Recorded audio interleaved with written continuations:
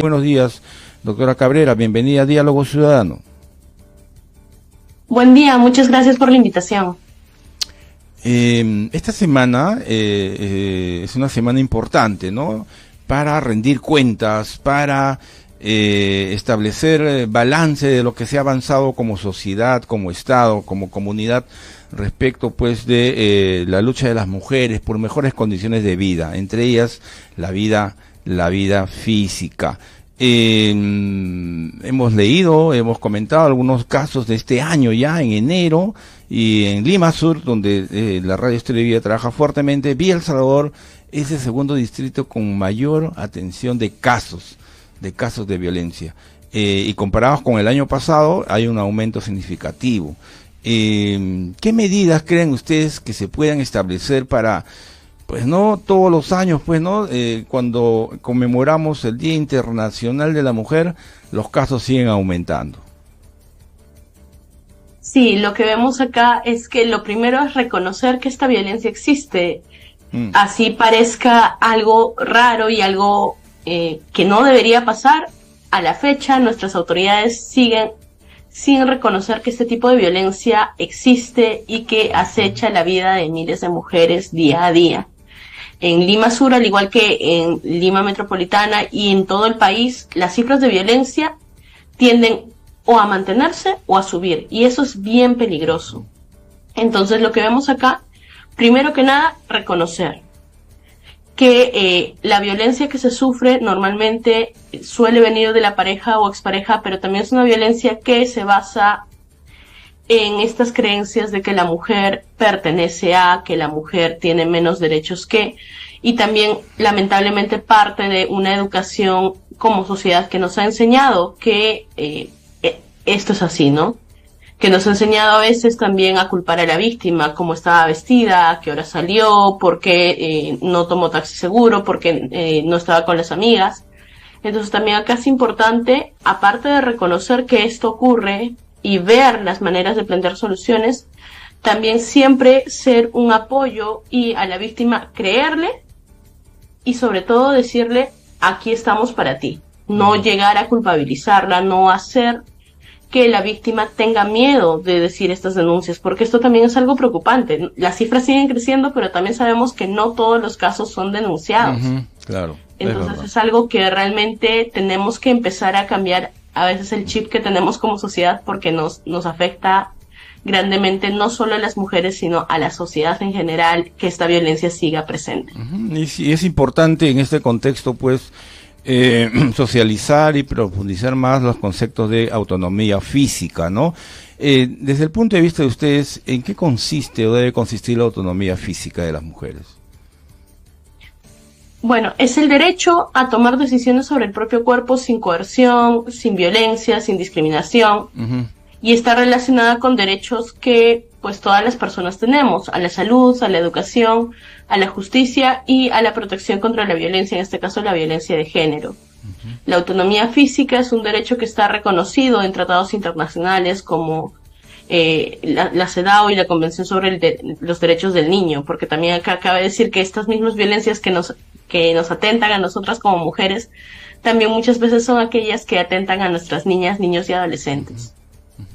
Las cifras planteadas del año pasado, el 2024, son bien preocupantes. Si uno compara año a año, son bien preocupantes, ¿no? El año pasado se ha cerrado con 168.492 casos, ¿no?, que se han atendido en los centros de emergencia mujer, y muchos casos también no llegan a los centros de emergencia mujer, se quedan ahí en el camino, y uno puede sospechar porque es casi el doble de lo que se atiende formalmente. ¿Cuál debería ser el compromiso de la sociedad, el Estado, ¿no?, para reducir esa cifra en el presente año?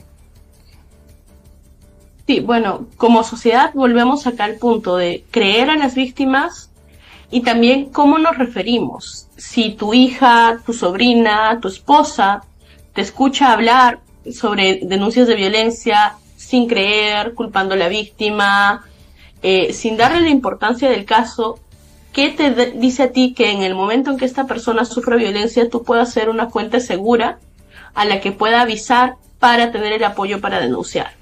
Entonces es importante que también cuando vayamos relacionándonos en nuestra vida en general, estemos siempre en contra de la violencia. Con esto hacemos que seamos nosotros un espacio seguro, donde las víctimas se puedan acercar y decir lo que está pasando con ellos, pero también evitamos de alguna manera que haya más agresores, porque si se ve en un posible agresor que la misma familia está en contra de la violencia, cero tolerancia a este tipo de violencia, pues va a pensar mucho más antes de realizar este tipo de acciones. Y a nivel de Estado, pues empezar a cumplir con las pocas políticas públicas que tenemos para estos tipos de prevención.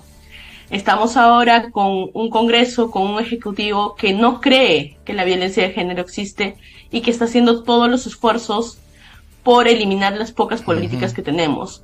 La educación sexual integral que nos enseña de prevención, que enseña a las niñas, niños y adolescentes a detectar señales de alerta y denunciar los casos antes de que estos se agraven, que enseña a niñas, niños y adolescentes a respetar al prójimo y que sus derechos valen igual que los propios, que quiere eliminar delitos como el feminicidio, que quiere eliminar o fusionar el Ministerio de la Mujer. Realmente vemos que se está atentando día a día contra las pocas políticas públicas que tenemos para prevención. Y da la sensación como que da la sensación como que estamos volviendo a tiempos que ya creíamos que ya habían sido superados, ¿no?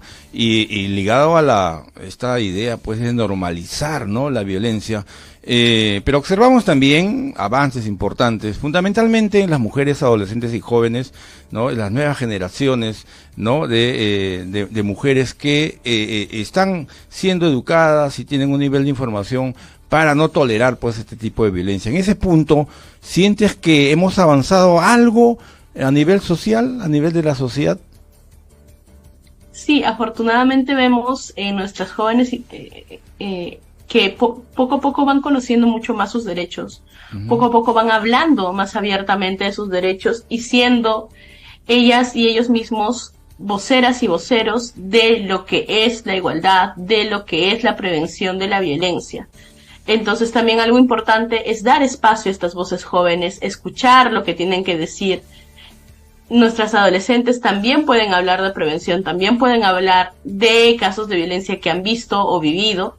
Entonces, el dar este espacio para que puedan conversar, el no cerrarle las puertas a las voces jóvenes, es algo importante también porque con eso podemos ir viendo también un poco más de nuestra realidad, porque ellas y ellos también viven y también ven la violencia que nos rodea en general como sociedad, ¿no?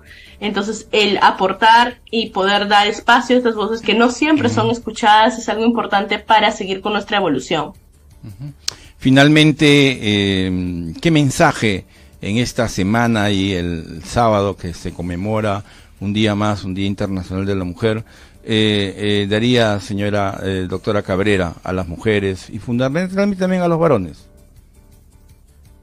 Que la violencia y la lucha contra la violencia esto es tarea de todas y todos. La violencia contra la mujer, si bien tiene este término violencia basada en género o violencia contra la mujer, no solo afecta a mujeres. La forma en la que nos han criado muchas veces, esta forma machista que apoya a la violencia, afecta también a nuestras infancias y adolescencias y afecta también a nuestros adultos varones.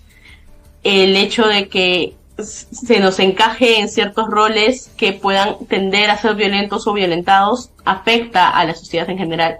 Entonces, alzar la voz ante cualquier caso de violencia que veamos, creer a las víctimas, ser un bastión de soporte, seguir exigiendo a las autoridades que las políticas públicas se cumplan y que se tenga una mirada plena contra la violencia de cero tolerancia. También tomar en cuenta que el 8 de marzo en las distintas Limas se va a estar marchando, se va a estar hablando activamente en contra de estas violencias y en contra también de muchas cosas que enfrentamos día a día, y también es una conmemoración a las mujeres trabajadoras. En el caso de Lima Sur, el inicio de la marcha es en el Óvalo Cocharcas a las 3 p.m. en Villa El Salvador. En el caso de Lima Centro, nos vamos a reunir en el Palacio de Justicia desde las 2 p.m. Entonces, que la gente se acerque a la zona que le sea más cercana, más práctica, y que pueda alzar la voz y decir, aquí estamos, no nos vamos a callar, y nos posicionamos fuertemente contra la violencia, contra la discriminación y a favor de la igualdad. Muy bien, te agradecemos, Shelly, por estar el día de hoy con nosotros, comentando fuertemente, ¿no?, sobre este concepto importante, la autonomía física, y también de desarrollar pues actividades fuertes del Estado y la sociedad contra la violencia física hacia las mujeres. Muchas gracias, Shelly. A ustedes, gracias. Muy bien, estuvimos con Shelly Cabrera, responsable de incidencia del programa